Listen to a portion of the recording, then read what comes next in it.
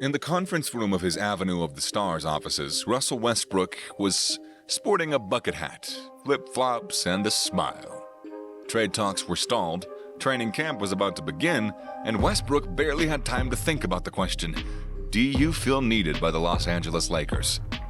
There are no guarantees with Westbrook, 33, playing for the Lakers in his second season. Nothing guarantees that he'll start, stay with the Lakers, or be dealt to a team that'll keep him on the active roster. Even though he fully comprehends everything, he's still grinning that afternoon in the late summer. Do you want to know his response to said question? Is he really being traded off? Well, then watch the video to the end to find out everything.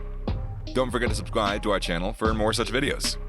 Although his first season with the Los Angeles Lakers was far from a success, as he had been linked to a trade somewhere else, Russell Westbrook insists that he's all in heading into the 2022 to 2023 season. After switching from the Washington Wizards to the Lakers, who missed the playoffs, the 2017 NBA MVP, who turns 34 in November, averaged 18.5 points per game last season. That's his worst scoring output since his second NBA season. Despite playing alongside LeBron James and Anthony for the Lakers, the 9-time All-Star also averaged 7.4 rebounds and 7.1 assists. Even though the trio played together just 21 times during their 33-49 season, there was condemnation that Westbrook was the wrong fit for the team. Because of this, there have been rumors that Westbrook might be traded or shifted into a role where he would be a bench player. We already know that 5 months have passed since Russell Westbrook gave a truly spectacle-like exit interview following his first season with the Lakers, placing the blame for the disaster squarely on the shoulders of everyone else and leaving a fiery trail in his wake as he left Los Angeles. Or so we believed. To answer the earlier question, when Westbrook was asked, "Do you feel wanted by the Los Angeles Lakers?" Westbrook recently told ESPN that he wasn't needed to. "I simply must complete my work. I really don't care if I'm wanted or not. The most crucial thing, in my opinion, is that I arrive at work on time and carry out my duties the same way that I always have, with professionalism, by going out to compete and play my ass off." Westbrook talked about returning to the gym earlier this offseason than at any other point in his career, about spending a summer talking with Lakers coach Darvin Ham, and about feeling a connection and trust with Ham's plan to use him in a way that will help the Lakers win. That might be as a starter or off the bench. Westbrook declared, "I'm all in with whatever it takes for this team to win. I'm ready for anything that comes my way." So now it's clear, Westbrook is still around. The Lakers shopped him around the league all summer long, but no suitable suitors materialized. In the meantime, Westbrook continued to serve as the team's public face by attending press conferences for the Summer League in the team's first season and daring someone from the Lakers to call him out rather than acting cordial and promising that everything would be fine in a year or two. Westbrook didn't blink, and now he's starting his second act in Los Angeles despite having one of the worst high-profile All-Star debuts in recent memory. The star trio's most consistent player, who was asked with leading the Lakers back to the promised land, now has the opportunity to acquire a nickname that isn't solely based on game participation. What's the best case scenario for him?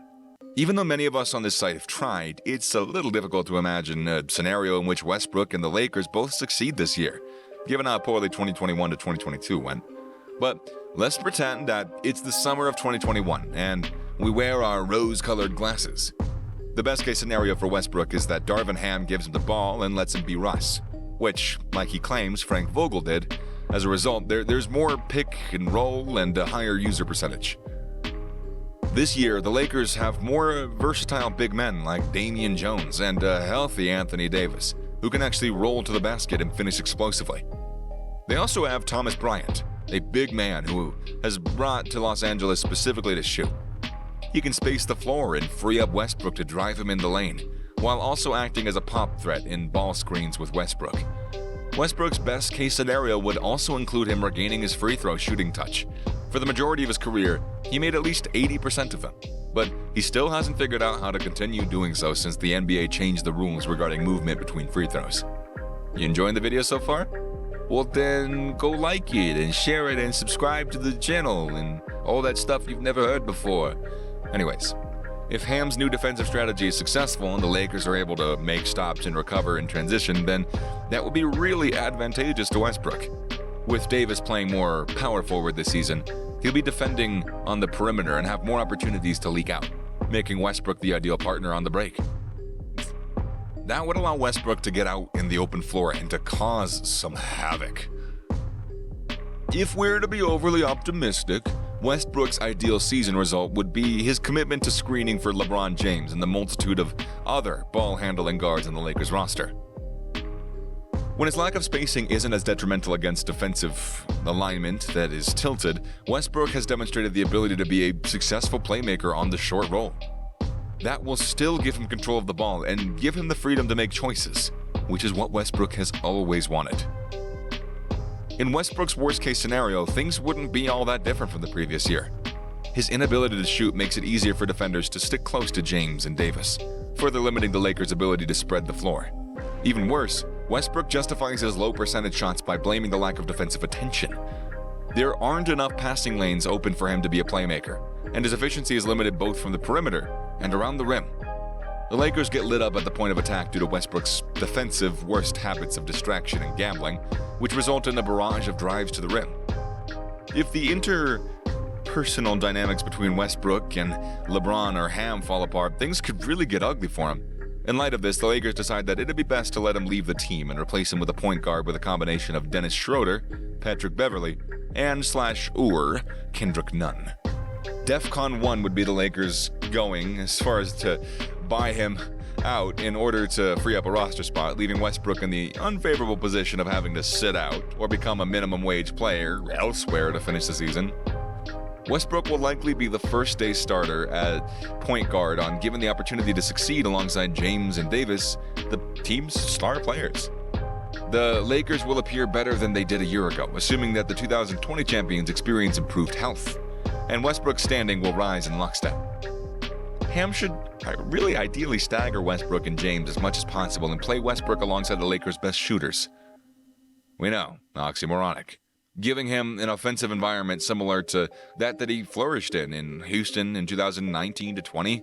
However, it's really difficult to see the team's ceiling reaching that of a championship contender unless Westbrook makes material adjustments to his approach. And that's gonna cause some tension in Los Angeles. An inflection point will occur if you take a player whose prime is over but who still wants to perform for his home crowd and pair them with a team that is struggling to relive its glory years. Russell Westbrook has already weathered one storm with the Lakers. Let's see how he handles his next challenge. And that's all we got for you today.